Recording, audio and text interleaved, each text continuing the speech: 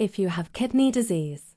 Here are 7 of the best kidney-friendly breakfasts that are low in sodium, potassium, and phosphorus but still full of flavor. Number 1. Oatmeal with blueberries and almond milk. Oats are gentle on the kidneys and blueberries add antioxidants without raising potassium to high. Number 2. Egg white omelette with bell peppers and onions. Egg whites are high-quality protein and easy for your kidneys to process.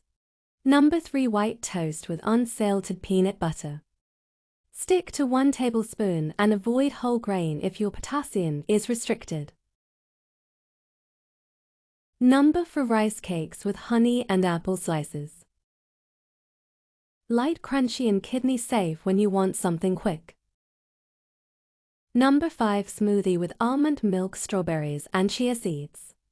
Skip high-potassium fruits like bananas and go for low-potassium options. Number 6. Cottage cheese with sliced peaches. Use low-sodium cottage cheese and canned peaches in water. Number 7. Cream of wheat with a little cinnamon and maple syrup.